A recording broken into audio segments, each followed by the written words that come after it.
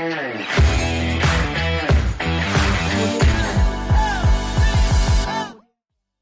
tarde para todos, obrigado aí pela presença. Vamos então começar aqui o nosso webinar de hoje.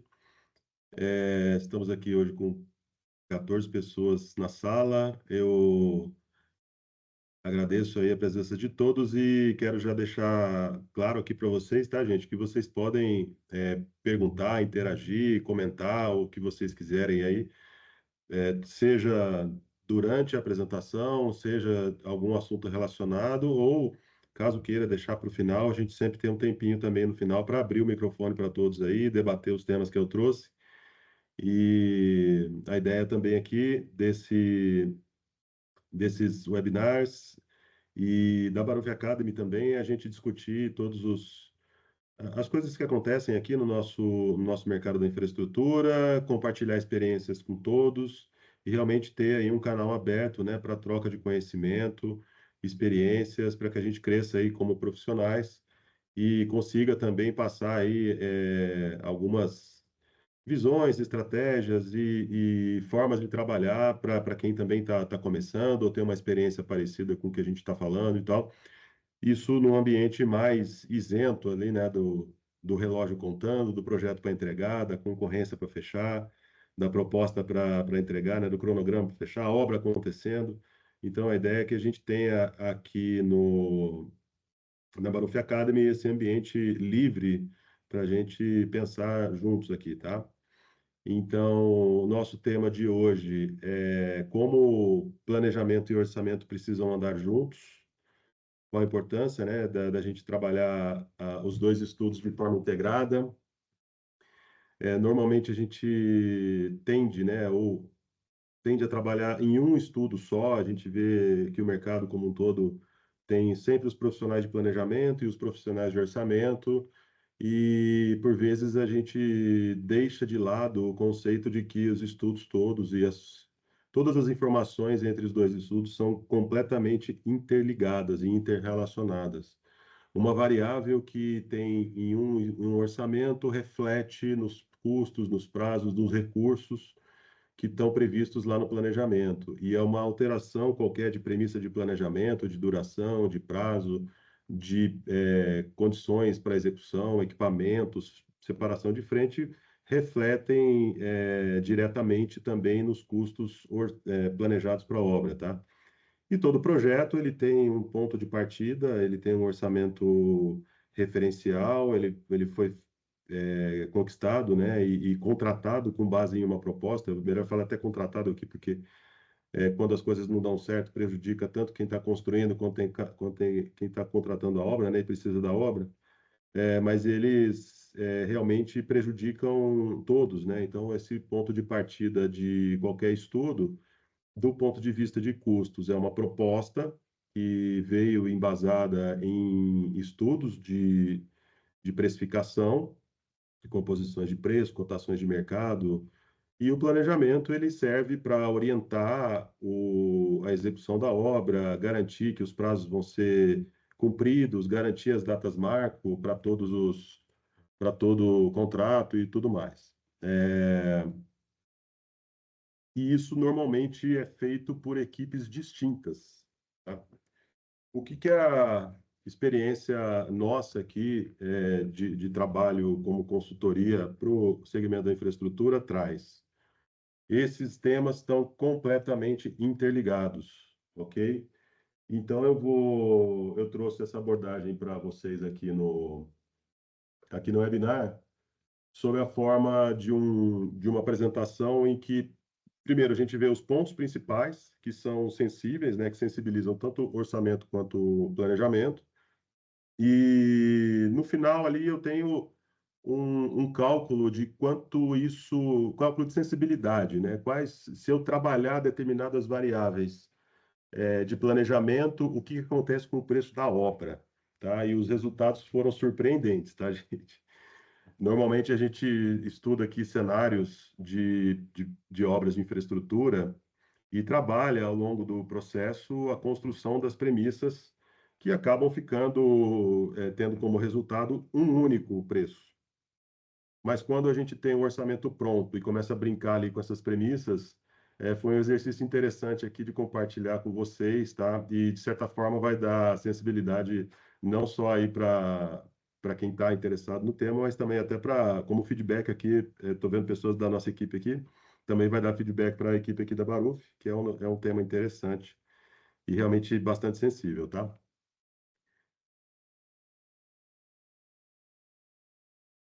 Então vamos lá. Cá, você para cá, você para cá. Então, esse é o tema do nosso webinar, porque planejamento e orçamento precisam andar juntos, tá? Os tópicos que nós vamos tratar aqui, que eu trouxe para vocês, né, como organização aí da nossa linha de temática, né? Primeiro, abordar assim, quais são as ferramentas e premissas de orçamento e planejamento. Eu sei que tem um universo de premissas que a gente precisa tratar, um universo de ferramentas para poder trabalhar com os dados e com as informações, tá? Mas eu trouxe aqui como exemplo, é claro que a gente tem só uma hora aqui de conteúdo, então é muito pouco, então eu trouxe poucas coisas, né, que para a gente fazer e testar essas, e mostrar aí como é que uma coisa está interligada com a outra, tá? Importante também, para a gente falar dessa inter-relação, é importante a gente entender como é que se compõe o preço de uma obra e como as variáveis impactam isso, tá? Numa forma bastante conceitual. Quais são as duas principais variáveis, tá? De planejamento que impactam em preço?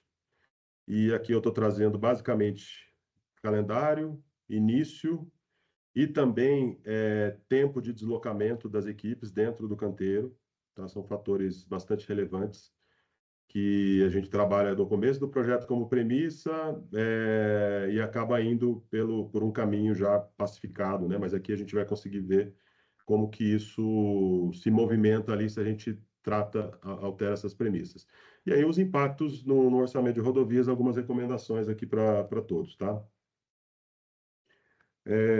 Para quem não me conhece, eu sou o André Baruffi, eu sou fundador aqui da Baruffi Consultoria e da Baruffi Academy. A gente trabalha na Baruf Consultoria já há 18 anos no mercado, atendendo ao mercado da infraestrutura, com estudos de orçamentos, precificações de obras, tanto para o segmento para as empresas concessionárias, para empresas construtoras, para projetistas, investidores, financiadores. Tá? A gente tem diversas metodologias de precificação de obras e nosso foco são obras de infraestrutura, tá? Então, obras de rodovias, aeroportos, portos, saneamento, ferrovias, transportes metropolitanos, mobilidade urbana, infraestrutura, mineração, logística, energia, ok? Então, essa é a nossa área de atuação. É, E a Baruf Academy, como eu disse no começo, o propósito aí da Baruf Academy é trazer esses 18 anos de atuação no mercado de engenharia de custos aplicado à infraestrutura e trazer também o conteúdo que a gente costuma tratar aqui no dia a dia, a experiência, né, que a equipe da Baruf tem. Hoje a gente tem mais de 35 profissionais na equipe. Reunir essas práticas aqui e discutir como conhecimento aí compartilhar esse conhecimento com vocês, tá? A Baruf Academy, além de eu puxar aqui também, né, esses temas e liderar essa iniciativa. O Daniel Palha também é o CEO da Baruf Academy. Ele me avisou aqui que normalmente ele faz a abertura, tá, dos webinars, mas ele me ligou aqui que estava preso no trânsito. Daqui a pouco ele vai entrar e ele participa do encerramento também e faz as considerações a respeito dele, sempre muito valiosas, tá bom? Eu costumo dizer aqui na Baruf Academy que obra cara é aquela que não fica pronta. Então, isso vale muito em qualquer lugar que a gente atue, que a gente acabe opinando ou analisando o orçamento, né? A gente vê que tem sempre questões relacionadas a custo, isso é caro, isso é premissa conservadora, não vai dar, não sei o quê, mas assim, se a gente não trata os orçamentos e as obras que a gente estuda de uma maneira isenta, tecnicamente falando, né? Hum, A gente realmente não chega numa estimativa de preços razoável do ponto de vista metodológico, né? Eu entendo que o preço e o orçamento de determinada obra é o resultado de um estudo, nunca o contrário, tá? Nunca a gente tem um preço para chegar e aí um orçamento para fazer chegar naquele número, tá? Então, entrando aqui já no primeiro tema, tá? Ferramentas e premissas de orçamento e planejamento. Quais são os principais dados que se reúnem normalmente para que uma obra seja feita, tá? E aí eu peço que vocês observem que todos esses temas que estão listados aí, eles são comuns a quem produz orçamento e a quem produz planejamento, tá? As duas especialidades distintas precisam estar atentas e observar as mesmas questões como base para o seu estudo. Então, quais são essas questões? Em primeiro lugar, a gente precisa ter o escopo da obra muito bem definido e esse escopo representado em uma planilha de quantidades, tá? Para que essa planilha de quantidades esteja bem representada, as informações precisam estar bem claras nos projetos de referência do empreendimento, tá? E aí, em cima desses projetos, tem um trabalho de levantamento, verificação, entendimento do escopo através do projeto, interpretação de questões ali que estão representadas na ótica do projetista, mas você precisa, para quem está fazendo os estudos, precisa interpretar sobre a ótica de construção, a ótica construtiva. Então, isso tudo, né, precisa estar representado em forma de quantitativos de serviço que representem de forma completa o escopo. E digo mais, os quantitativos precisam representar a sequência executiva e o método construtivo da obra. Lembre o seguinte, um projeto, quando a gente abre um projeto, a gente enxerga a obra pronta. Um orçamento ou um planejamento, ele representa a obra acontecendo. Então, tem muitas coisas, muitas particularidades que são muito diferentes nessas formas de enxergar. Obra pronta, você pode chegar no mesmo resultado com equipamentos diferentes, tá? E equipamentos diferentes vão levar a planejamentos diferentes e custos diferentes. Então, os quantitativos de serviço, é claro que você tem uma liberdade de execução, cada empresa que vai estudar o projeto tem sua forma de fazer, mas de certa, assim, se o quantitativo de serviços não estiver representando o processo construtivo, a gente não chega num resultado bom, nem para o planejamento, nem para o orçamento. E como base também de escopo e quantidade, são informações claras sobre as condições locais, tá? Um projeto, ele no escritório é uma coisa, a gente pega o projeto, vai fazer uma visita, enxerga coisas completamente diferentes, tem percepções completamente diferentes. Então, as condições locais, a realização de uma visita, uma pesquisa de campo, o entendimento ali do clima, da oferta de mão de obra, da oferta de estrutura comercial e tal, a gente só consegue ir no local, né? E a obra, qualquer planejamento e qualquer orçamento, é uma representação do futuro e o futuro daquele local que a gente está estudando. Então, se a gente não for lá e não entender as características locais, essa representação vai ficar prejudicada, ela vai ficar muito teórica. Então, as informações de escopo para a planilha, o pessoal de planejamento fala, obra se faz na obra, né? Então, a gente precisa também, quando está fazendo o orçamento inicial, planejamento inicial, ter uma clareza muito grande sobre as condições locais, tá? Segundo grupo aqui de temas que são básicos para qualquer tipo de estudo são os prazos e o planejamento. O planejamento não é simplesmente uma sequência executiva, um cronograma, um lançamento de datas ali no tempo, para que a gente faça a distribuição depois de medição, cronograma financeiro. O planejamento ele precisa realmente ter uma consciência de como aquela obra vai ser abordada, que é o que a gente chama de plano de ataque. Essa abordagem é quantas frentes eu vou precisar ter, qual equipamento eu vou precisar levar, quais prazos eu preciso seguir, quais as dificuldades que eu encontrei lá para mobilizar esses equipamentos e vencer que realmente vão vencer essas dificuldades para implantar o projeto, tá? Então, isso a gente só consegue realmente, de conhecimento do projeto, de conhecimento das condições locais, a gente definir como que a obra vai ser feita, tá? Em que sequência, primeiro determinada frente, depois outra, isso tudo vai te trazendo elementos que, no fim das contas, vão garantir que você vai fazer a obra dentro do melhor prazo, da melhor condição de execução, dentro de um prazo que seja razoável e factível e dentro da melhor condição de custo e preço, tá? E esse cronograma, ele precisa representar de forma clara o sequenciamento. Não adianta eu fazer cronogramas simplesmente indo direto para ele em cima de uma planilha de quantidades. Eu preciso pensar na obra primeiro para depois ir lá no cronograma e desenhar o que eu pretendo fazer quando a gente mobilizar a obra, tá? Outro ponto, o calendário realista. A cada local, principalmente se tratando de Brasil, a cada lugar, a gente tem uma climatologia diferente. E a cada mês de início da obra, essa climatologia vai impactar de forma diferente o cronograma de obras. Eu posso começar uma obra, no caso aqui de São Paulo, eu posso começar uma obra em janeiro, fevereiro, quando chove, ou posso começar uma obra em julho, quando chove pouco. Chove um dia, dois. Janeiro, fevereiro, março, vai chover 10 dias por mês, 15 dias por mês. Então, isso faz bastante diferença na quantidade de recursos que é mobilizado para a obra e se nós estamos tratando prazo, planejamento e condições básicas para precificar uma obra ou para planejar, a gente precisa considerar também o calendário, tá? Terceira coisa são os recursos. Os recursos não são aqueles que saem da composição automaticamente. Os recursos, eles precisam representar a estrutura empresarial, tá? Da construtora que vai realizar a obra, como que ela aborda as frentes de serviço, como que ela se organiza em termos de lideranças para poder conduzir as atividades no campo, como que ela se organiza em termos de frentes para aquilo que está planejado, tá? Isso, os recursos, além dessa liderança e dessa organização empresarial, aí a gente vai realmente, a partir dessa organização empresarial, a gente vai definindo ali as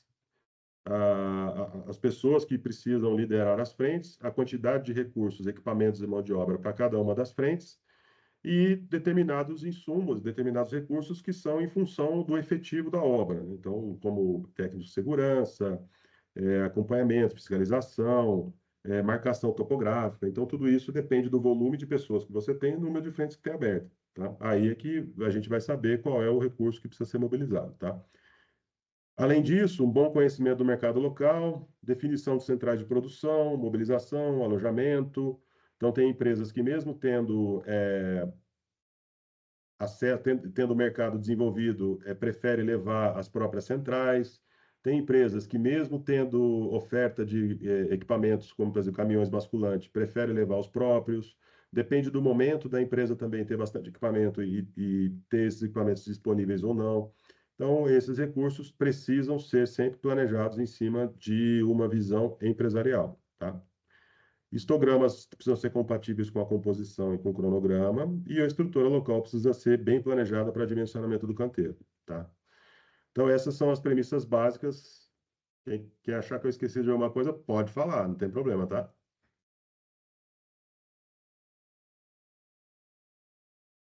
Posso seguir? Então, vamos lá. E aí, para ilustrar um pouquinho, o que a gente tem aqui de, por exemplo, quantitativos. Para que a gente represente o escopo de obra através de quantidades, a gente tem determinadas ferramentas para poder gerar essas informações. Muitas vezes, os projetos já trazem planilhas de quantidades, já trazem listas de quantitativos. Porém, os projetistas eles têm a visão de engenharia e de obra como ela precisa ficar no padrão depois que ela está concluída, tá? Por vezes, é preciso trabalhar as planilhas que vêm do projeto para que elas representem melhor o processo construtivo. E isso, qual que é a interface entre a planilha que vai representar o processo construtivo e a visão de obra pronta do projetista, tá? É a memória de cálculo de quantidades que vai ser feita. Memória de quantidades é a interface, e aí eu trago um exemplo aqui, é a interface dos dados do projeto, dos quantitativos que são extraídos do projeto, com uma sequência de serviços que vai representar o processo construtivo, tá? Essa sequência executiva, ela pode representar, ela vai servir tanto para o orçamento quanto para o planejamento, tá? Podem ter agrupamentos diferentes, podem ter itens mandatários em determinados grupos de atividades, tá? Mas as informações são comuns ao planejamento e ao orçamento. E outra forma também, né, que a gente tem com cada vez mais frequência, são os projetos no BIM. O BIM nada mais é do que um banco de dados associado aos projetos, associado aos desenhos. E uma dessas associações são os quantitativos de serviços, ou os quantitativos, as dimensões de cada elemento que está ali projetado. Porque a gente precisa certificar quando vai trabalhar com os quantitativos extraídos do BIM. É que a relação de quantidades, a relação de atividades associadas aos desenhos, realmente representem o processo construtivo. Tá? Vou citar um exemplo aqui. Tá? Não vou dizer que esse projeto aqui do BIM está assim, tá? Eu tirei ele aqui de um print da internet. A gente vê aqui uma passagem superior, uma obra de arte especial a ser construída, tá? E se a gente for extrair as quantidades lá, nós vamos conseguir extrair os volumes de concreto, vamos conseguir extrair a área de pavimento, de repente, se já está cadastrado lá uma taxa de aço, os quantitativos de armação também já vão sair automaticamente. Porém, na hora de construir, esse viaduto vai ser pré-moldado ou vai ser moldado em loco? Ele vai ser escorado, ele vai ser, não vai ter um apoio central aqui no canteiro, vai ser inteiro sim, sabe, esse tipo de coisa não necessariamente já está lá associado ao modelo BIM. Então, a gente precisa, ao extrair as quantidades de um modelo BIM, nós precisamos certificar de que eles estão efetivamente representando o processo construtivo. Se não tiver, existe uma outra etapa para que essas informações, uma etapa intermediária, para que essas informações extraídas do modelo BIM sejam utilizadas tanto para orçamento quanto para planejamento. Alguém quer compartilhar alguma experiência aí?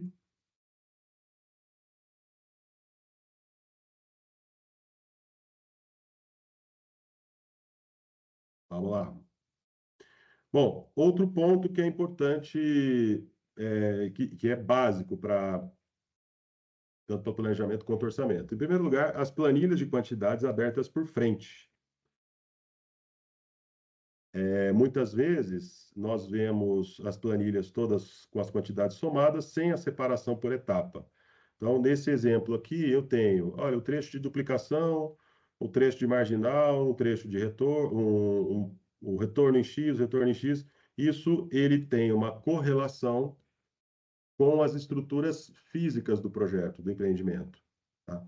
Por vezes, a gente tem uma planilha de quantidades que vem do projeto ou que vem como referência de uma carta convite ou de uma licitação, que ela não tem essa separação por frentes.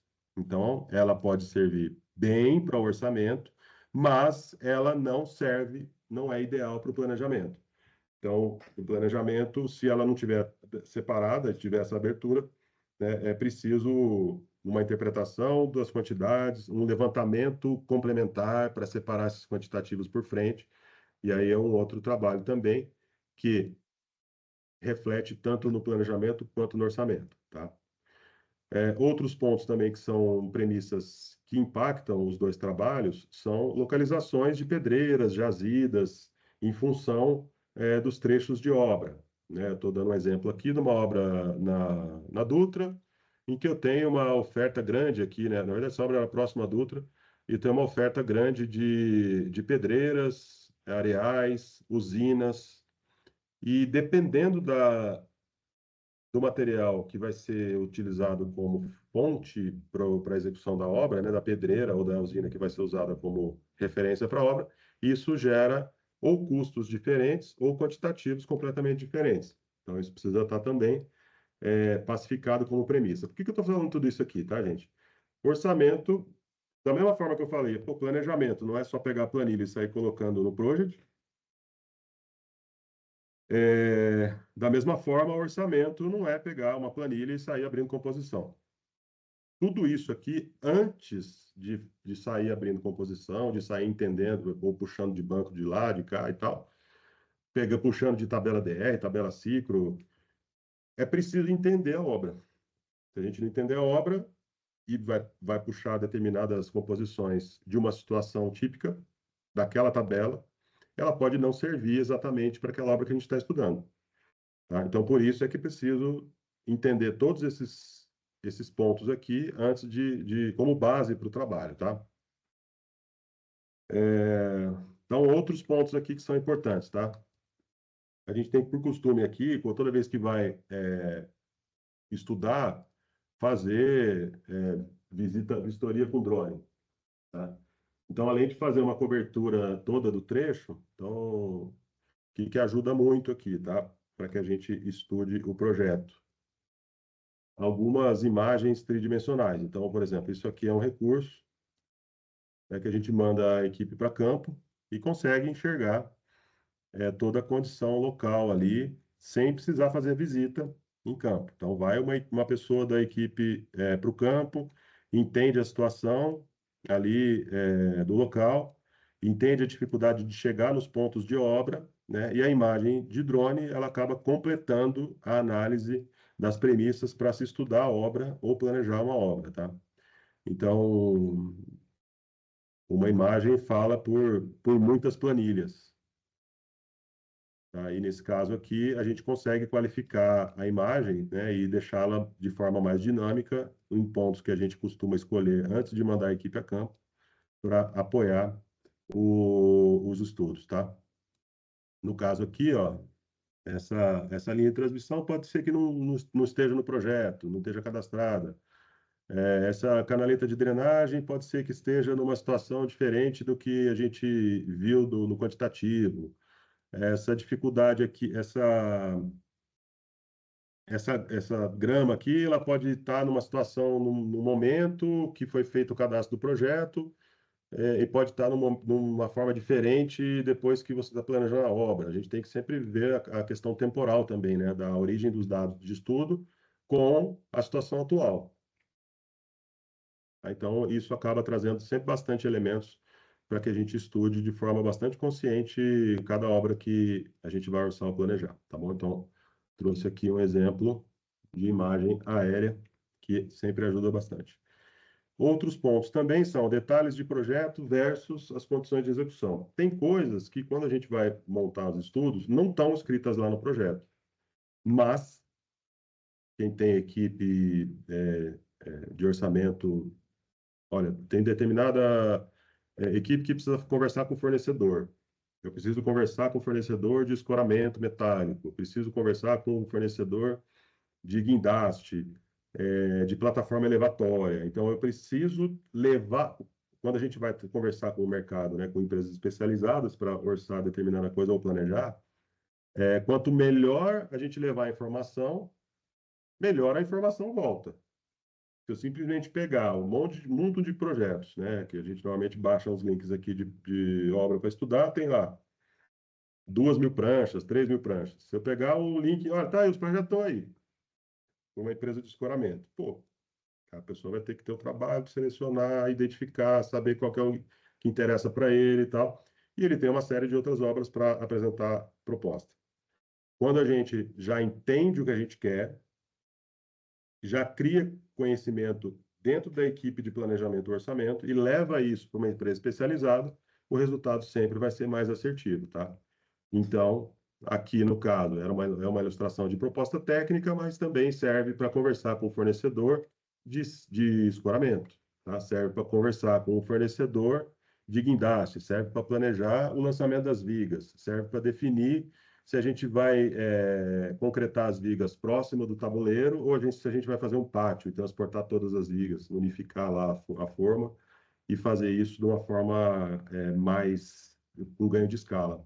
Então, todos esses estudos complementares que a gente faz dentro da equipe de planejamento e orçamento, eles acabam enriquecendo os dois trabalhos e acabam melhorando a qualidade das propostas de preço, tá? Tanto para o cliente que está comprando a obra, quanto para a construtora que está apresentando a proposta. Então, tudo isso vai trazendo segurança para o preço, segurança para o planejamento, tá? E são premissas básicas que atendem sempre, né, como eu digo, planejamento e orçamento. Bom, estrutura analítica de projeto. Aí eu faço um parênteses aqui. Hoje é muito comum as pessoas chamarem planilha de quantidades de EAP. E eu sempre, toda oportunidade que eu tenho, eu reforço que são coisas muito distintas. Planilha de quantidades, ela representa os quantitativos levantados do projeto. Ele pode ter qualquer organização que venha dos memoriais de quantitativos. EAP é diferente. EAP é uma ferramenta para eu entender o projeto e para eu direcionar o meu planejamento. Não necessariamente eu preciso entender eu consigo entender a minha base para planejamento com base numa planilha de quantidades. Mas quando eu faço uma EAP de verdade, eu consigo entender bem. Então, eu tenho um exemplo aqui de um projeto de um pátio ferroviário, com uma estrutura, tinha uma ponte aqui sobre um rio. Esse pátio ele tinha uma demolição para fazer. Então, tem um unifilar aqui que ilustra o que tem que fazer. Isso aqui é parte nova, tem demolição. Isso aqui é o existente, isso aqui é o futuro. Como que eu vou começar a planejar minha obra? Tá? Primeiro, quais são as minhas grandes frentes? Canteiro, infraestrutura, superestrutura e atribuições do contratante. Tá? Dentro aqui eu estou abrindo infraestrutura de obras civis. Dentro da infraestrutura de obras civis, eu tenho 4 subfrentes. Eu tenho a frente de interferências, demolições e relocações. Eu tenho a frente de obras de arte especiais, acessos rodoviários e obras complementares. Pô, por que eu preciso abrir assim? Ó, quem vai começar a obra no campo, às vezes ele não quer nem ainda, não é tão útil para ele a planilha de quantidades, quanto é uma forma objetiva de entender a obra. Isso aqui é uma forma objetiva de entender a obra e de conversar sobre a obra. Então, a estrutura analítica do projeto para fins de planejamento não é a planilha orçamentária, não é a planilha de quantidades. Tá? Então, aqui, por exemplo, a gente tem na minha frente de interferências, que provavelmente isso aqui ficaria associado com alguma responsabilidade, uma pessoa responsável por interferências, por desenrolar essas coisas, entender o que está acontecendo no campo, entender o cronograma para liberar essa frente a tempo. Ele tem aqui, ó, desocupações da fase de domínio, eu tenho as 3 desocupações. Região, eu tenho, do 124, ele tem diversas caixas, contêineres e tal. Na região do 126, tem um gasoduto, uma caixa, outra caixa e tal. Então, isso aqui fica fácil de gerenciar. Tá? Quanto mais clara a informação, melhor a eficácia do seu uso. Outro ponto aqui, básico, são as ferramentas de premissas, pluviometria e praticabilidade. Tá? A climatologia de determinada região, ela é muito diferente da outra, né? Então, eu tenho um exemplo aqui de precipitações médias em São Luís, em que eu tenho lá, no mês de março, o meu pico de chuva, aqui eu tenho 455 milímetros de chuva em um mês, no outro eu tenho 400. Praticamente eu não consigo trabalhar aqui nesse período, tá? Já aqui em Brasília é o contrário, né? Na verdade, eu tenho quase metade, né? E o meu período seco, ele é em maio, junho, julho, agosto. Aqui é agosto, setembro, outubro, novembro. Já em Porto Alegre, eu tenho uma média menor, mas eu tenho chuvas muito parecidas no ano inteiro, né? Então, eu tenho que trabalhar de uma forma diferente, planejar diferente a minha obra, tá? Outro ponto também que é importante no planejamento são os tempos de deslocamento e os processos construtivos. Esses tempos de deslocamento entre as frentes de serviço, entre bater cartão, deslocar até a frente de serviço, para almoçar, volta. Isso gera uma quantidade de horas trabalhadas por mês, que isso traz um impacto tanto no orçamento quanto no planejamento. E, como eu disse no começo, uma visualização do projeto ou da obra pronta é diferente da obra acontecendo, tá? A gente, quando vai planejar ou orçar, tem que sempre enxergar a obra acontecendo. Beleza.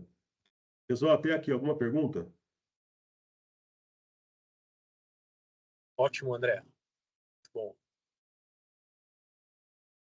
Pá. Diga lá, Link. Obrigado, viu, Rodrigo? Oi, André, boa tarde a todo mundo. Tarde.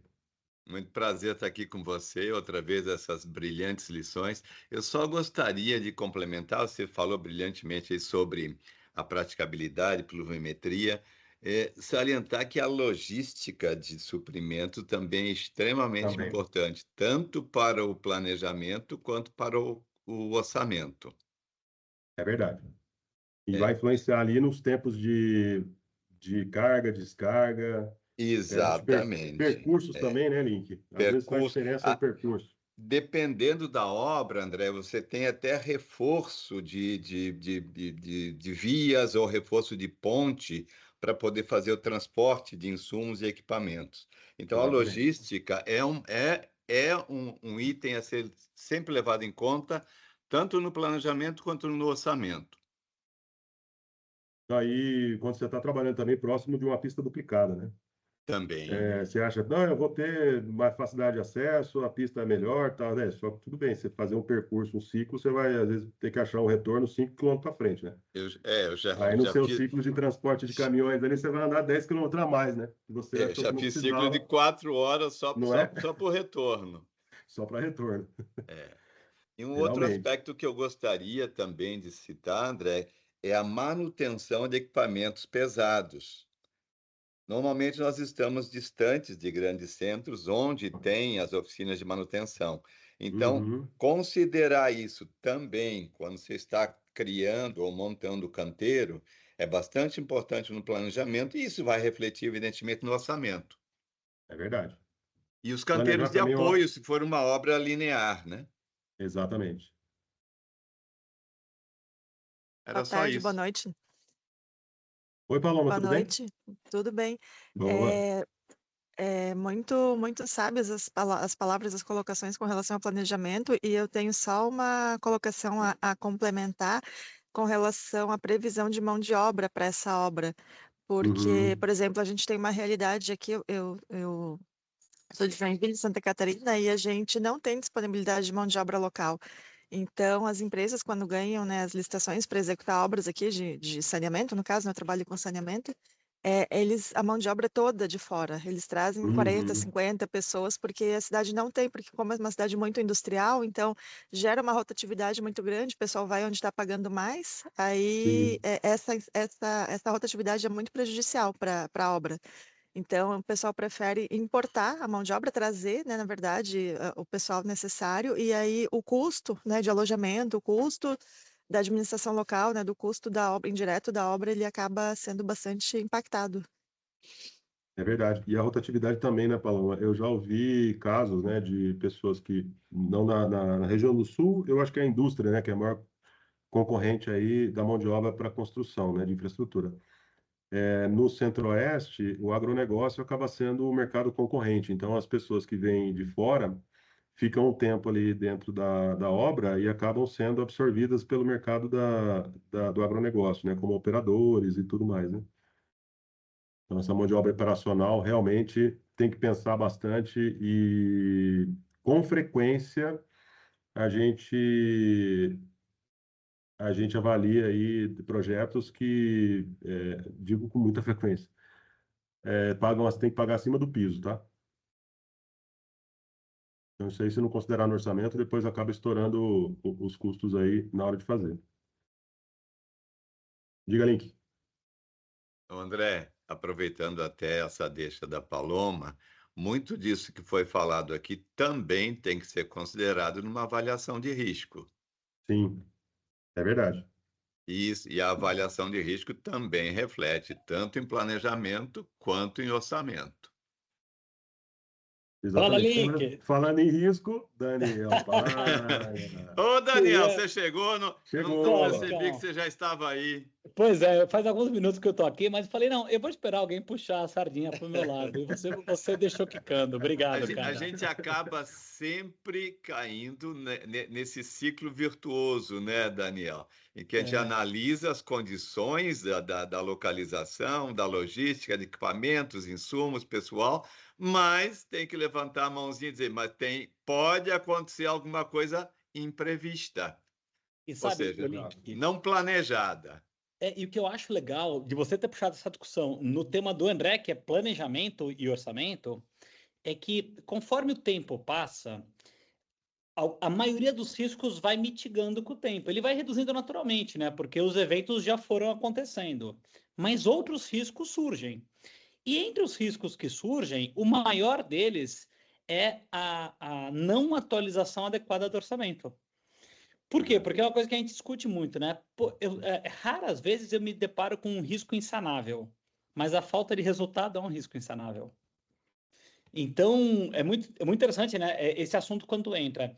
Eu preciso entender, por exemplo, esse assunto que a Paloma trouxe. Eu tenho disponibilidade de mão de obra, eu tenho riscos locais, eu tenho riscos acessórios. O tempo vai fazer meus riscos mitigando, desde que eu atue para isso. Senão, não. Senão eu estou por osmose deixando rolar. E aí, juntando esse link, o link do link com o que o André estava falando, é o que a gente percebe hoje. Muitas vezes, as pessoas lutam na fase pré-contratação, tanto na avaliação de escopo, avaliação de orçamento, avaliação do contrato. Contratou, os caras esquecem e falam, agora é só executar. Não, amigo, não é só executar. Se eu só executar, eu não mitiguei nenhum risco. E eles vão acabar acontecendo. Então, foi uma junção dos temas, muito né? bem. Posso só complementar uma frase aí, Claro.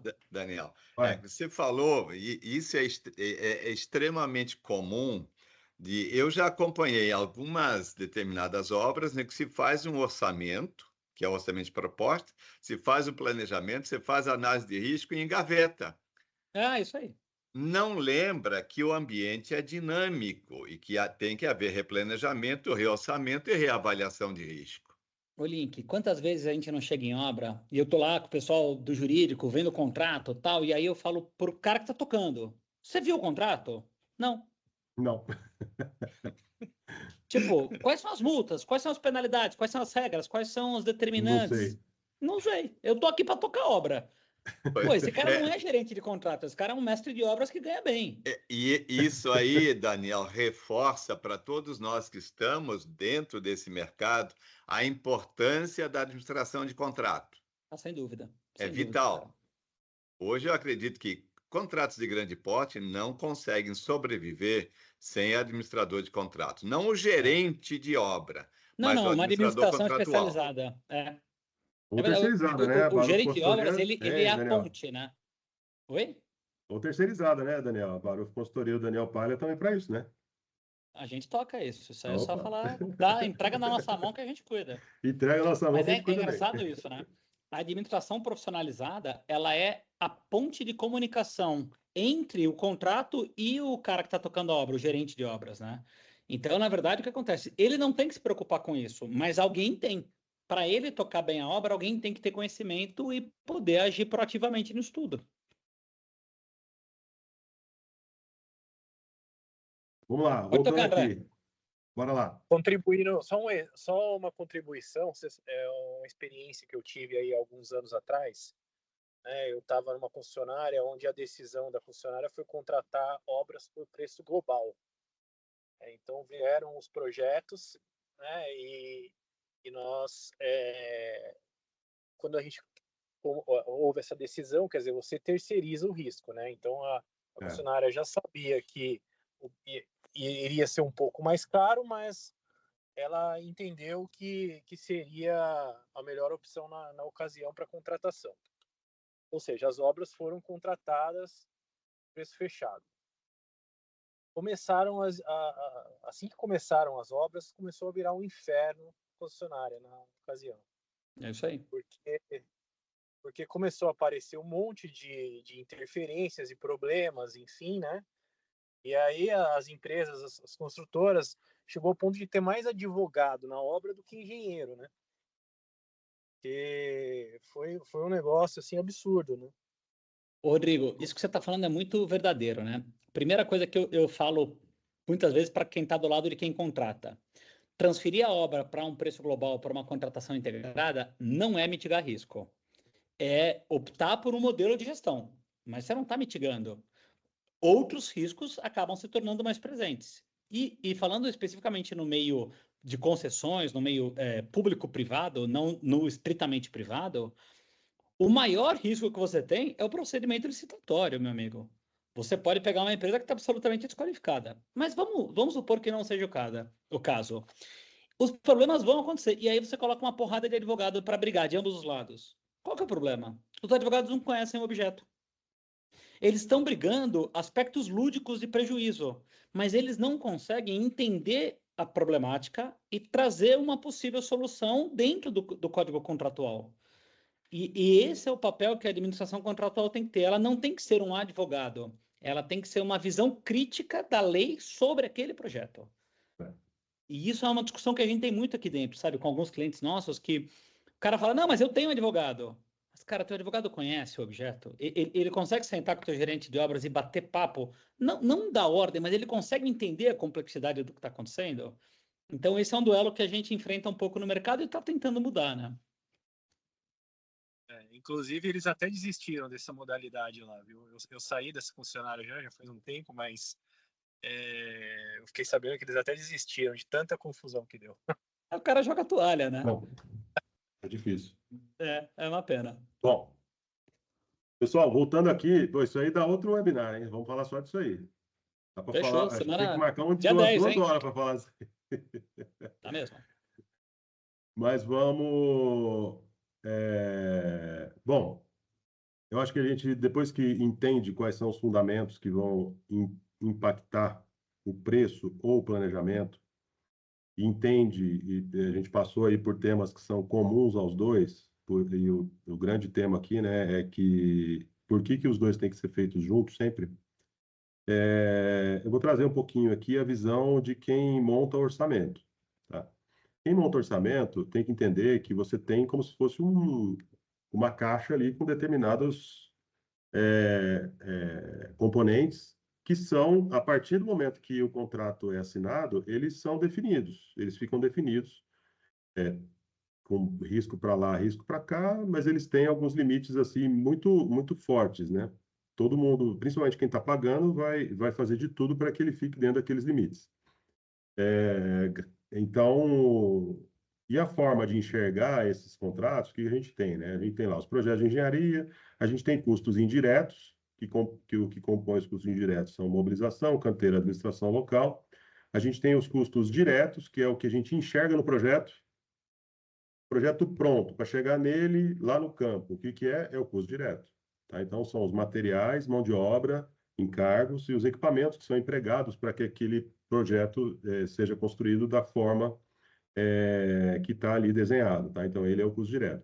E aí eu tenho os benefícios e despesas indiretas, que são administração central, riscos, seguros, impostos, impostos sobre o lucro e o lucro finalzinho ali que isso que é o que tem que sobrar e que o empresário que vai fazer assumir todos os riscos do projeto, ele espera ter no final junto com a administração central que ele está também pagando pela obra, tá?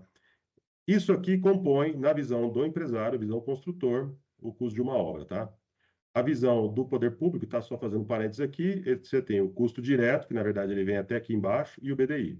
Mas o BDI para a administração pública é como se fosse uma caixa só isso aqui. Como a gente tem o preço definido na proposta, o que acontece com as variações no lucro quando eu tenho variações de custos associados a insumos? O insumo sobe, eu gasto mais, eu tenho uma improdutividade no campo, eu vou ter uma pressão sobre os custos diretos, tá? Os custos diretos podem aumentar e se eu estiver trabalhando bem, os custos diretos vão diminuir. Onde que isso impacta, ele vem aqui aumentando ou diminuindo o lucro final do projeto, tá? Então, essas são as variações que quem está trabalhando com orçamento percebe. Aí, vamos para uma outra visão. As variações de custos associadas a planejamento, elas empurram esses limites aqui, ó. Elas empurram os limites da mobilização e desmobilização, do tamanho do canteiro de obras, da administração local, tá? E, de certa forma, também da mão de obra se ela não estiver sendo aplicada para construir o projeto, tá? Então, você tem perdas de mão de obra por improdutividade, tá? Mas basicamente, quando a gente está trabalhando em questão de estudos, aonde que o planejamento impacta preço? É justamente nesses fatores aqui, tá? Por isso que eu falo, vai fazer um orçamento, não é colocar preço em planilha. Se você não planejar, você está sujeito ao teu estudo ter variações muito grandes nessa caixinha aqui, tá? é isso que o planejamento impacta no preço definido na proposta. Tá? E quais são as variáveis que têm impacto nessa questão de planejamento? Primeiro, eu falei ali da pluviometria e praticabilidade. Então, se a gente tem aqui temperaturas, precipitações médias, e um calendário aqui de dias chuvosos e dias praticáveis por mês, o que isso representa na prática? Se eu pegar 3 meses, um serviço que é aqui, ó, vamos lá, um recurso para se fazer uma terraplenagem com 3 meses de prazo. Eu tenho 3 meses de prazo para fazer um determinado volume de serviço, tá? Que demandam, pela minha produtividade de equipamento, 400 horas trabalhadas de escavação. Se esses 3 meses forem em fevereiro, março, abril, tá? De fevereiro a março, serão necessárias 3 equipes. Por quê? Eu só tenho essa quantidade de horas para trabalhar. 35 horas aqui em fevereiro, 56 em março e 42 em abril. Se eu tenho 400 horas necessárias para produzir aquele volume, eu preciso de 3 equipes nesse período. Agora, e se eu fizer esse serviço em setembro, outubro, novembro? Eu faço só com uma equipe. Eu não preciso levar 3 equipamentos. Aonde que isso impacta em custo? A gente está vendo aqui que ó, a mesma quantidade de horas, o mesmo volume, só que eu estou mudando a obra dentro do calendário. Onde que isso impacta em custo? Eu vou, em vez de mobilizar uma equipe, eu vou mobilizar 3. Tá? Aquela área aqui do meu custo, do meu custo aqui, ó, ela vai ser ampliada. Então, o que vai acontecer? Eu tenho um custo indireto maior, eu tenho um custo de mobilização maior, eu preciso de um canteiro maior, eu preciso de mais oficina, eu preciso dar mais manutenção durante aqueles 3 meses que estão lá, tá? Outro ponto também que impacta planejamento, que impactam preço, tá? E estão relacionados a planejamento, é o tempo de deslocamento nas frentes de serviço, em função do tipo de obra e do local no canteiro. Eu só coloquei aqui para ilustrar uma obra de infraestrutura urbana, uma obra enterrada, eu tenho uma obra aqui de um viaduto, uma ponte, né? Tem até um rio embaixo aqui. Uma obra de uma barragem, uma obra portuária, outra barragem, eu tenho aqui um terminal urbano. Em cada canteiro desse, eu tenho uma influência diferente na quantidade de horas trabalhadas por dia. Por quê? Eu vou ter autorizações de acesso, permissões de trabalho, eu posso ter, dependendo da contratante, eu tenho condições diferentes. Extensão das frentes, eu tenho mais tempo para deslocar a equipe de produção até a produção efetiva. Aonde que está a chapeira? Aonde que está o vestiário? Aonde está o sanitário químico? Aonde é o refeitório? Aonde que estão estocados os materiais que vão ser empregados na construção da obra? Então, tenho toda uma questão de fornecimento, estoque e transporte interno. Disponibilidade mecânica e tempos de lubrificação e abastecimento. Chuvas, incidência de raios, paradas operacionais, DDS e outras interrupções, que a depender do contratante, do nível de segurança exigido, se tem um risco de chuva, incidência de raios, você precisa parar a operação, né? Então, até quanto pode ser essa divergência no custo horário da mão de obra produtiva? Todo mundo sabe que cada empregado trabalha 44 horas semanais, se ele estiver em condições ideais. Em 5 dias, são 8 horas pagas por dia. Pô, mas ele está trabalhando essas 8,8 horas? Depende desse trajeto, tá? Tem determinadas condições, tá? Que quando eu calculo, aí ficou lá no slide anterior, aqui. Aqui. Aqui. Então, por exemplo, quando eu faço esses cálculos aqui, ó, para cada condição daquela, eu vou ter uma situação diferente. Eu posso chegar num custo diferente, numa quantidade de horas trabalhadas por dia diferente, tá? Pô, e qual o impacto que isso dá no custo horário que vai para a composição? Se eu estou pagando 8,8 horas por dia, ele só trabalha 8, eu tenho um custo 9% maior. Se ele só trabalha 7, eu tenho um custo 20% maior. Se ele só trabalha 6, 31% maior. Se ele só trabalha 5 horas por dia, o custo dele é 43% maior. Olha o nível de impacto que isso dá no custo total da mão de obra de um projeto, tá? O simples trajeto entre o operário passar a entrar no canteiro até o ponto que ele vai começar a trabalhar, você pode ter aqui uma efetividade aqui da mão de obra dele de 5 horas por dia, tá? E sendo que está pagando 8,8, tá? E aí, antes de entrar aqui no último, alguém levantou a mão aí? Link? André, desculpa te interromper. Esse raciocínio se aplica também, além da mão de obra, ao custo de equipamentos. Também. Se eles são por permanência, também tem o impacto no É, custo. o que acontece, Link, é o seguinte, o equipamento ele tem uma composição um pouquinho diferente, porque se ele não está efetivamente produzindo, ele não está consumindo diesel. É, Diferente da mão de obra, que ele produzindo ou não produzindo, ele está gerando custo. Ele está incidindo em exato. custo. Né? Então, eu tenho que separar dentro do custo de equipamento o impacto entre depreciação e juros e os custos operacionais de operação, tá? Basicamente, é o diesel lubrificante. E se o custo horário do equipamento está com o operador, essa conta fica mais confusa, tá? Normalmente, a gente tem montado aqui os orçamentos com o operador em separado. Então, quando eu trato a eficiência aí da mão de obra, a gente também já cuida desse impacto no trajeto dos operadores, né? A gente consegue isolar esse problema em toda a mão de obra, inclusive os operadores. Perfeito. Você já demonstra que está detalhando o planejamento. Muitas vezes não se faz isso, né? Não se consegue observar essa variação. Exatamente. Valeu, André. Fazer um parênteses aqui, Valdevic, quanto tempo? Como é que você está? Tudo bem?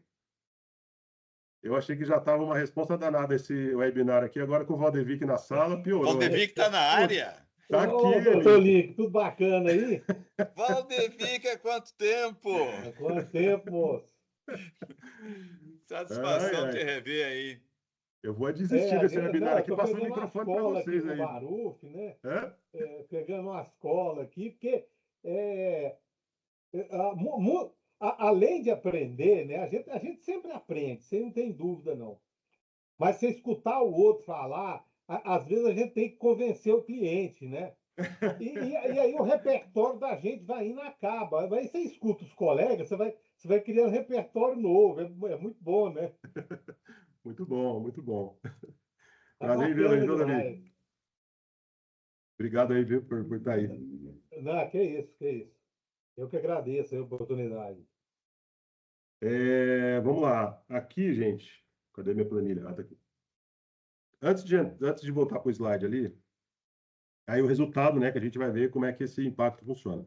Então, só para vocês entenderem como os números flutuam ali entre uma caixinha daquela lá e outra, a gente tem aqui, na formação de preços de venda, a gente tem os custos indiretos, perdão, tem os custos diretos, mão de obra, materiais, equipamentos, serviços terceirizados. Aqui, na verdade, o indireto estava na planilha, mas descontou aqui. E os indiretos abertos aqui em canteiro de obras, mobilização de pessoal e equipamentos, administração local, operação, manutenção do canteiro, desmob de pessoal e equipamentos, tá? E aí, daqui para frente, é preço de venda. Então, tem lá o ISS, o imposto de renda, ISS-SLL, as taxas de seguro-garantia, contingências, custo financeiro, lucro e TAC, que vai chegar no preço de venda da obra aqui, tá? Final. E esses números, primeiro, o custo direto, ele está relacionado basicamente aos quantitativos da planilha e às composições de preço.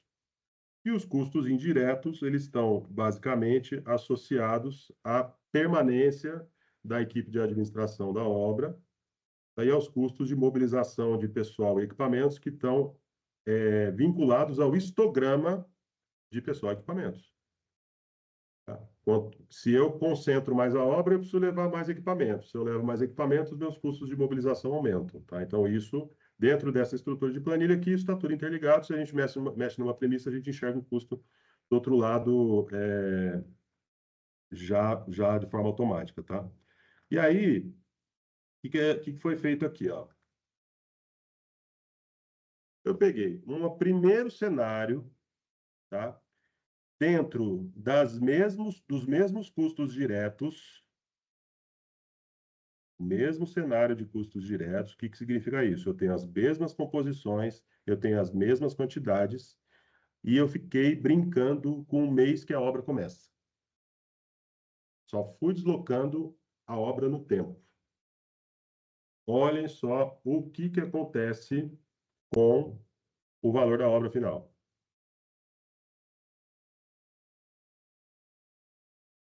Interessante, né? Então, imagine vocês, se apresentou uma proposta de uma obra que estava previsto começar em março,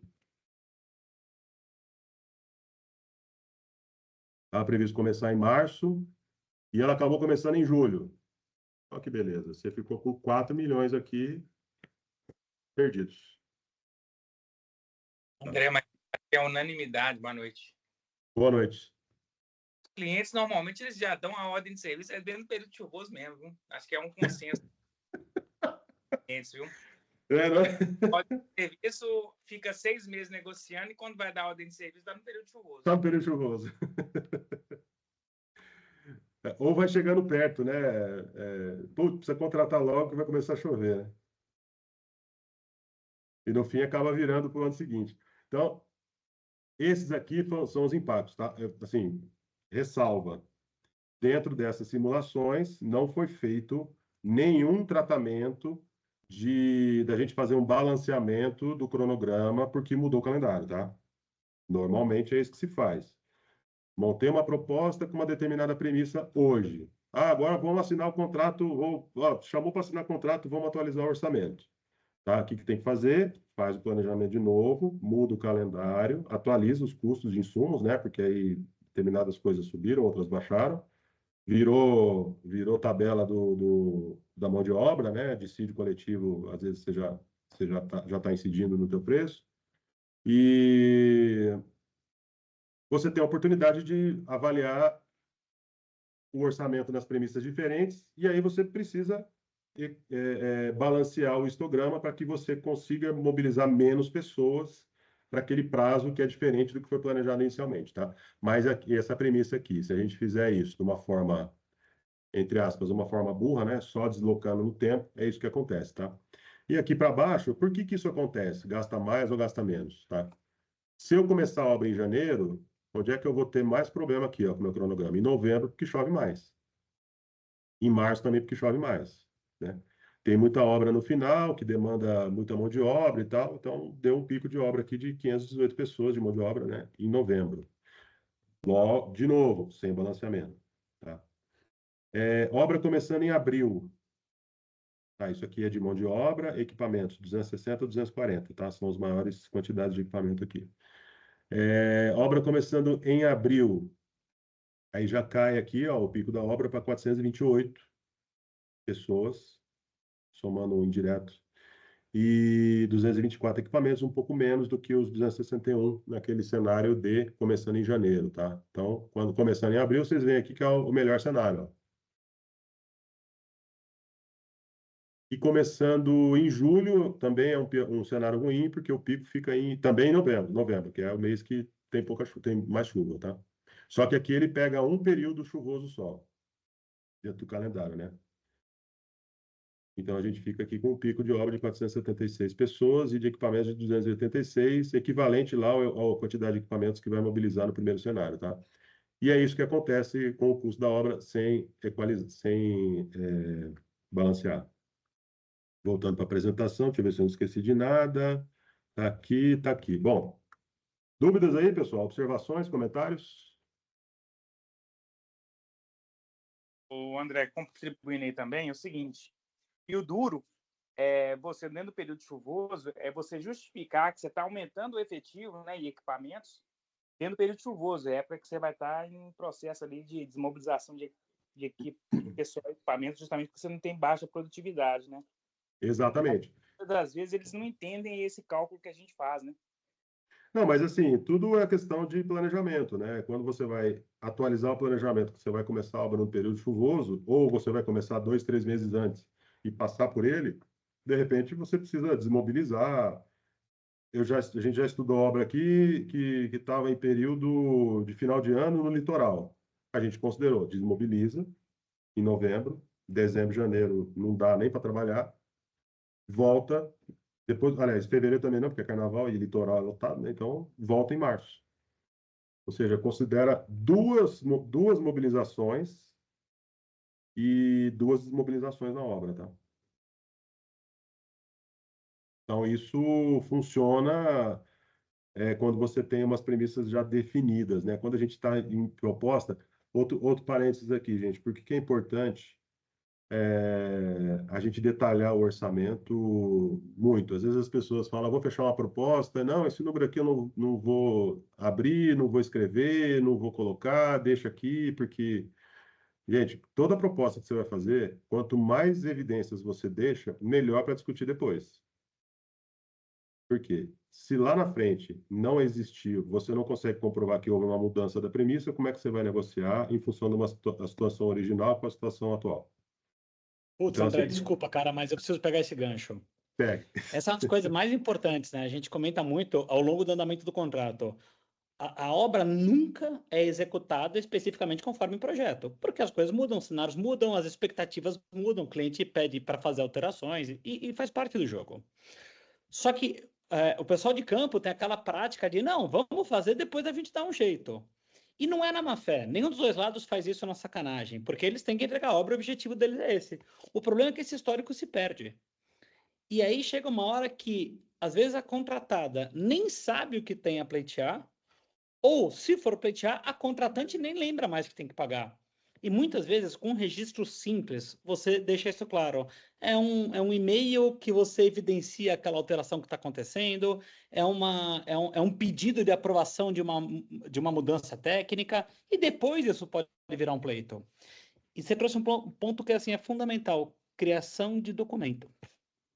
É isso, assim, isso vai acontecer em absolutamente toda a obra, mas nós temos que criar documento. Não, e você vai discutir Era isso. orçamento, né, Daniel? Toda vez que você vai discutir orçamento, você vai falar, tá, mas estão falando de quê?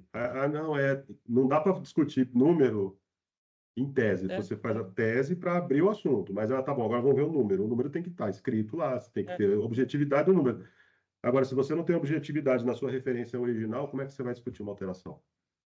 Então, você fica de mãos atadas na discussão e aí você quer pôr um preço novo na mesa. Só que esse preço novo, você vai entrar em guerra.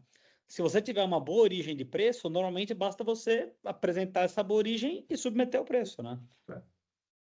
Então, esse ponto que você falou é importante, assim, vamos definir o orçamento antes de entrar com mais cuidado, porque isso vai potencializar os resultados para ambos os lados. Porque a gente fala o seguinte, a empresa contratada sempre sai perdendo. Mentira, às vezes ela também tem ganhos indevidos. E mesmo que não seja para evidenciar para o seu contratante, ou você, como contratante, exigir que o seu contratado apresente. Basta ser uma referência para gestão do negócio. É isso aí. Entendeu? A gente estabelece ali uma percepção de 15 coisas. Vou usar todas? Não. Mas eu sei que elas existem. Agora, se eu precisar usar, estão todas documentadas. Perfeito, perfeito. Exatamente. Bom, depois dessa brincadeira, aí fiz outra brincadeira. Tá? Eu peguei lá, vamos lá. Eu peguei aquele 150, né, que era a melhor solução de abril. Opa, eu preciso fazer essa obra em 12 meses? Eu preciso começar de janeiro a dezembro? Ou eu preciso começar em abril?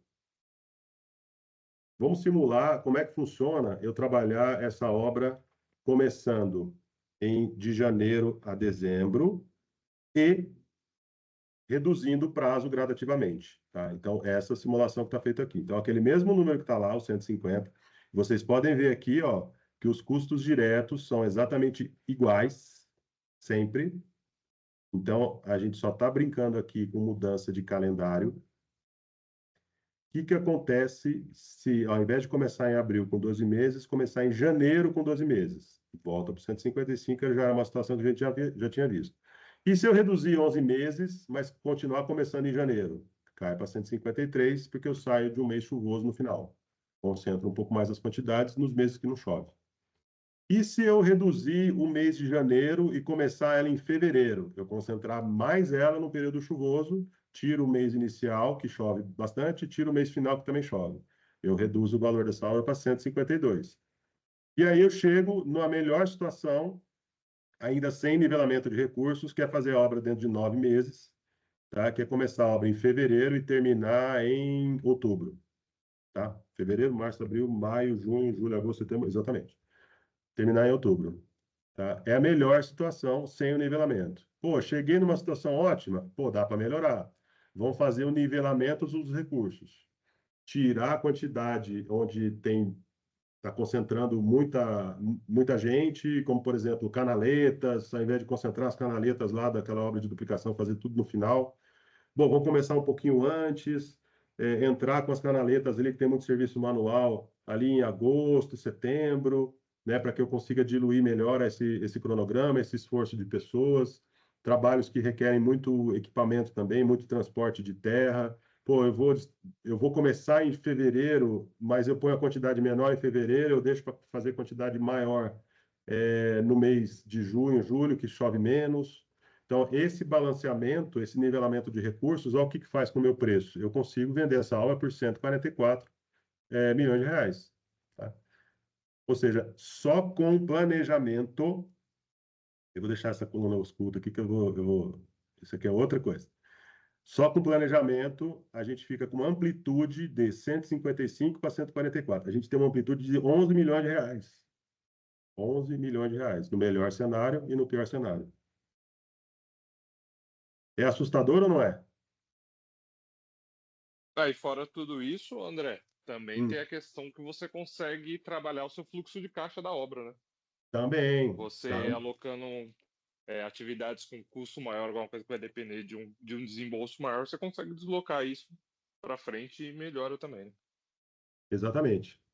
Agora, imagine o seguinte, eu estou com a minha melhor situação, fazendo a obra em 9 meses, nivelei recurso e tenho um preço de 144 milhões orçado para a obra.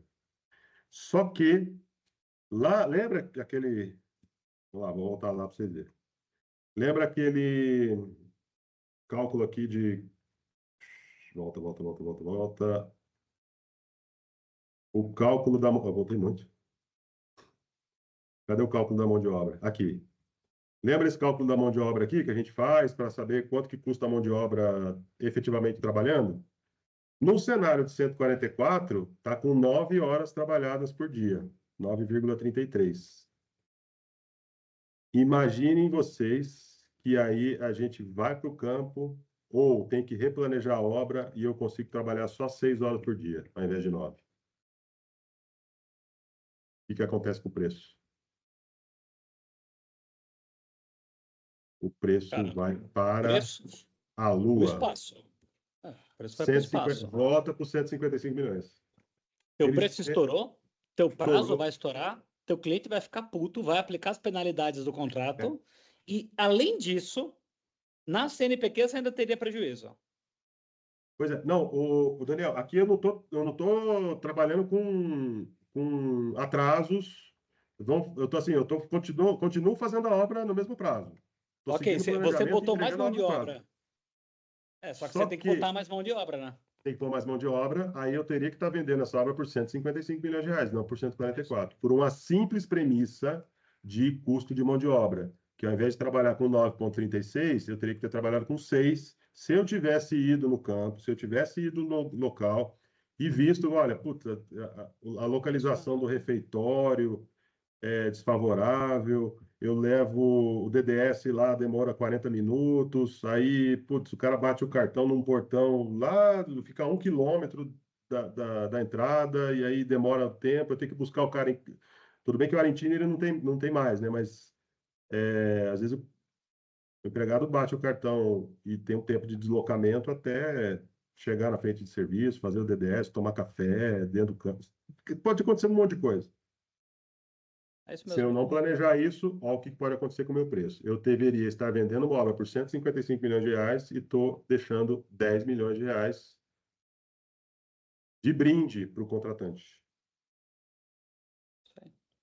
Com certeza, quem contrata a obra não quer tomar o seu dinheiro, ele quer fazer a obra mais barata, né?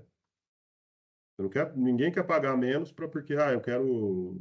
Não, me dá o seu dinheiro aqui que eu vou pôr aqui no meu... Não, ele quer te pagar para ter o serviço... Uma empresa quer pagar uma construtora para ter o serviço pronto.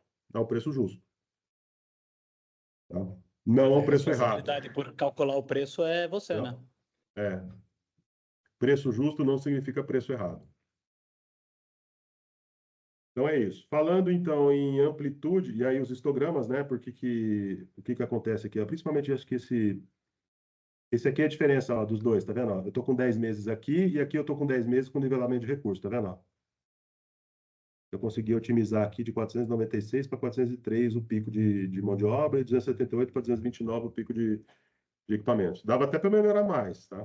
Mas fica uma obra muito concentrada, né? Então, em termos de variações de horas de prazos, tá? O que acontece? Eu não tenho variação percentual nos custos diretos, porém, a minha amplitude de variação em termos de mobilização de pessoal, 26%, equipamentos 25%, administração 28%, 24%, 29%, 25%. Eu tenho entre 25% e 30% de amplitude de variações no meu custo direto, simplesmente por impacto de planejamento. Vou repetir. Eu tenho 25% de amplitude nos custos indiretos, simplesmente pelo impacto do planejamento. Volto para o tema do webinar. Orçamento e planejamento tem que andar junto ou não tem?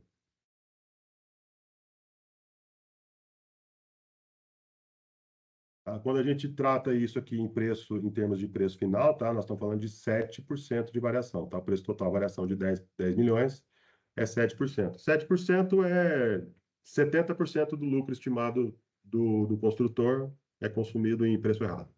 Tá?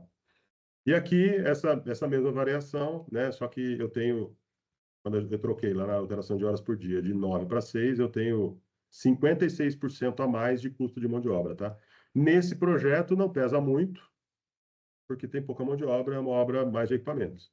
Mas, dependendo da obra, isso aqui pode gerar um impacto muito grande.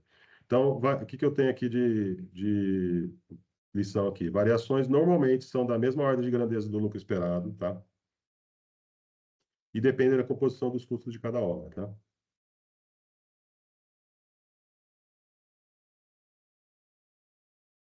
Dúvidas, pessoal? Bom, fica de conclusão, recomendação aqui para a gente ir caminhar para encerrar. Primeiro, né, você tem que manter o seu orçamento sempre atualizado, refazer o planejamento sempre que for atualizar o orçamento. Vai mexer em orçamento, volta para o planejamento, revisa cronograma, revisa premissa, antes de dar o número final. Não é só atualizar a cotação, viu, gente? Tem que fazer o planejamento de novo. Vai revalidar a proposta, vai atualizar a proposta, foi chamado para negociar, faz o planejamento de novo. Você pode estar com o teu preço da ordem de 10% errado. Isso para um cenário aí de obra rodoviária, tá? Se você tem um cenário que a predominância é equipamento, esse impacto pode ser muito maior. Reestude e renegocie preços ao revalidar a proposta, revisite sempre o projeto, as condições locais de suas produtividades. Não é porque o projeto mudou, não, tá? Você pode ter uma experiência diferente e um conhecimento melhor da última vez que você estudou, e aí você enxerga coisas que você não viu da primeira vez, tá? Não é só porque você não tem que olhar só porque o projeto muda, não. Você tem que estudar de novo porque você muda. Tá? Então, revisite sempre o projeto que tiver oportunidade. Sempre que tiver, né? Defenda esses entendimentos em todos os fóruns de discussão. Se posicione, faz a diferença, influencia a tomada de boas decisões, tá? Isso aqui é super importante, tá, gente? Vou até reforçar aqui para vocês. Nós estamos aqui em 20 pessoas, 19 pessoas na sala. Pessoas que têm interesse, conhecimento, papel importante nas organizações que estão. E, pelo que a gente viu aqui, eu entendo que estão todos convencidos que isso faz diferença, né? A gente tocar o orçamento junto com o planejamento. Então, sejam agente de entendimento disso no lugar que vocês trabalham, tá? Obra com preço errado não chega no fim. E se isso é um fator de erro no preço, a gente precisa atuar enquanto o estudo está na nossa mão, enquanto a gente está vendo uma pessoa do lado produzindo um negócio e não tomou o cuidado que deveria ter sido tomado. Então, sempre tenha essa visão de ser a pessoa que interfere com o ambiente de estudo, sabe? Para a pessoa que está fazendo, cara, você está fazendo errado. Olha isso com cuidado, vê o planejamento, visita a obra de novo, olha o projeto outra vez, deixa eu ver com você. Isso é super importante para que os estudos fiquem bem feitos, tá? Então, sejam agentes aí de transformação das pessoas no lugar que vocês estão, tá? Posicione, faz a diferença, influencia a tomada de boas decisões e tem no finalzinho dos webinars meus, todos, né, Daniel? Chama a Maruf Consultoria para te ajudar. Obrigatório, né? Então, sempre que for fazer algum estudo aí, chame a gente, tá? Que a gente pode contribuir com os estudos que vocês tenham e que fazer e realmente gerar bons resultados nos seus ambientes de trabalho, nos seus projetos, tá? Dúvidas, André, pessoal? não, eu só tenho um comentário, assim, mais uma vez, né, o tema é muito, muito o nosso dia a dia. E aí o pessoal que está entrando aqui, tem algumas pessoas que estão aqui pela primeira vez e tal, a proposta é sempre essa, discutir algum tema vigente, que faça sentido, e o interesse aqui é trocar conhecimento. Então, André, obrigado, cara, foi muito legal, e vamos para a próxima. E, pessoal, dia 10, daqui a 2 semanas, vai ter um webinário meu, mesmo horário, quarta-feira, 18 horas, sobre a parte de riscos especificamente, tá? Então já deixo aqui o convite a todos vocês. No dia 10 nos vemos aqui. Mas, André, obrigado. Show de bola. Valeu, valeu. Ô, Daniel, fala aí também do curso que está disponível para comprar, Sim, né? pessoal. A gente fez o primeiro curso da Baruf Academy, que é o primeiro curso, ele é totalmente offline. Então a gente gravou, são mais ou menos 5 horas de conteúdo, é um curso que chama Tudo sobre Obras Públicas, tá?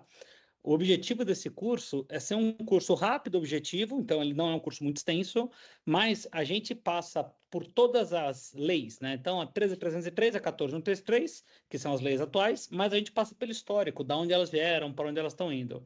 O curso tem 10 módulos, então a gente fala desde princípios da licitação, fundamentos da lei, tem módulos especificamente sobre aditivos, sobre sanções e penalidades. Então, a ideia é a seguinte: independente do nível que você esteja, seja básico ou pleno, é um curso que agrega valor. Se as dúvidas foram sênior, provavelmente o curso não vai sanar. Aí a gente tem que fazer um bate-papo aqui. E aí, pessoal, quero fazer uma provocação também. Para quem está no nosso grupo do WhatsApp, basta falar: olha, pessoal, esse tema aqui é legal. A gente de vez em quando manda enquete. Que tema você quer para o próximo curso? E assim, pintou um tema que para vocês é importante, basta provocar a gente se organiza e o próximo webinário vai ser sobre aquele tema, sem dúvida, tá bom? Fala, Valdevic. Tudo bem, cara? Bom demais. Bom demais. Você acha que esse curso seria apropriado um cara aí que está entrando no quarto, talvez finalizando o 4º ano de engenharia, quer dizer, muito está fazendo estágio já tem um ano. Valdevic, Você acha que seria compreensível para ele? seria. Ele não vai conseguir aproveitar o curso na plenitude, tá? Porque esse é um curso que eu não falo de engenharia, eu falo de lei na engenharia. Então, se esse cara tiver interesse em trabalhar, esse curso seguramente tira ele do zero e coloca ele num nível 4 ou 5. Então, assim, ele vai ter um aprendizado que muitos profissionais ainda não têm. Mas talvez ele não tenha tanto aprendizado porque ele não lida diretamente com isso, né? Mas assim também, Valdevic, você tem meu contato, cara. Se a pessoa quiser, faz o curso, tiver alguma dúvida, me manda no WhatsApp, eu respondo. Porque é um processo de aprendizado contínuo, cara. Não, Tá? eu vou fazer isso, eu vou fazer isso. Eu acho que é interessante. Acho que é interessante. Porque ele é um cara que Ó, eu É, tenho passado serviço para ele está numa obra que é contratação pública, e se a linguagem, porque eu estava mais preocupado com a linguagem, né?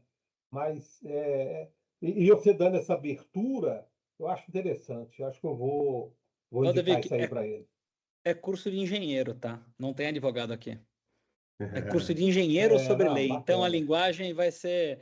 Não vai ter juridiquês, não vai ter avaliemos a tese sobre o conceito relativo do direito privado. Ah, É não, dia a dia de então obra. bacana, bacana. É dia a dia de obra, só que dia a dia de obra no aspecto da gestão legal, tá bom?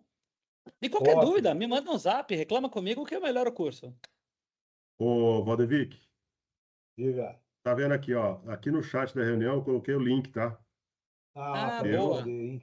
Coloquei o link. O link. Aliás, eu tenho uma coisa para falar para o link, para todo mundo escutar, né? Eu tenho um problema sério aqui em casa, que todas as vezes que eu falo a palavra link, a minha esposa pergunta, mas você está falando com o link? Toda vez que o link podia... Ela sentava aqui do meu lado. Porra, o Ô, link Valdemir. caiu, mas ele tá bem? E isso é a recomendação dela. Você vai falar para o link que todas as vezes que você fala o nome link aí, eu estou Caiu o falando de link. link, pô. Mas bacana. Eu vou no chat aqui, eu vou pegar aí o link. Joia, Ótimo, ótimo. E também, assim, O- Valdemir, qualquer dúvida, liga. Eu acho que, assim, aqui, a gente vende os nossos trabalhos profissionalmente. A Baruch Academy não tem esse objetivo. A Baruch Academy é um lugar de troca de conhecimento e informação de pessoas da área. Então, deu uma dúvida, pô, vamos fazer um tema específico? Cara, provoca a gente vai responder. Ó, para Ótimo, E, quem pessoal, tá. bacana. eu deixo esse convite a todos, Valdemir, tá? Quem quiser discutir um tema específico, basta pedir. aqui, ó, nesse QR Code que está na tela aqui, você entra no grupo lá e aí a gente de vez em quando põe os links lá de outras coisas que a gente está produzindo também aí, viu? Não sei se você já está no grupo, mas Não, acho também que não. Deixa eu pegar aqui o. para quem não tiver, escaneia aqui e já entra lá, viu? Eu entrei hoje no grupo aí. Ah, boa. Ó, esse grupo E não tem bom falando, dia, boa tarde, boa noite, tá? não tem. É. É só Pra falar você ter sobre ideia, isso. É uma mensagem eu ou tô, outra. até eu tô proibido de botar mensagem no grupo. Não, eu gosto de grupo assim. É. O assunto é só o assunto, e se a pessoa insistir, cartão vermelho. Não deu bom dia, tá fora. Não, a gente bloqueou. Só os administradores podem mandar mensagem assim, pessoal, saiu aqui o novo tema, vai ser dia tal, se inscreve aqui. É isso, É só acabou. para lembrar. Ô, Valdemir, outra coisa aí, sobre pessoas novas, né, vendo conteúdos mais avançados, eu vou dar uma informação aqui. Quando eu comecei a Baruch Consultoria em 2007, eu contratei uma estagiária, estava no terceiro ano, hoje ela é diretora comercial de uma grande empresa. A primeira coisa que eu falei para ela, eu falei, ó, pô, André, o que que eu vou fazer? Eu falei, você vai pegar a Lei 8666, vai ler ela inteirinha. Não, mas eu não entendo nada não tem problema, você vai ler, depois você me explica. Ela me agradece até hoje. Cara, Então, essa é às uma vezes, prática que as pessoas deviam ter e é tão Sem distante. dúvida, sem dúvida. Isso aí então, o conhecimento, ele nunca é demais. conhecimento da Então, lei é importante mais, é importante mais. o conhecimento nunca é demais. Aí, se a pessoa não tem ainda o pré-requisito aí, ou a experiência para entender tudo, pode ter certeza que, se ele é interessado no tema, ele vai procurar saber. E começar por um curso com o Daniel Palha, rapaz, é um excelente começo. Sem dúvida, sem dúvida. Beleza, gente? Bom, então vamos encerrando por aqui. Agradecer a presença de todo mundo aí. Eu passei um pouquinho do tempo, mas é um tema bastante interessante, com uma conclusão objetiva. Então, espero que todos tenham gostado e logo, logo tem mais aí, viu?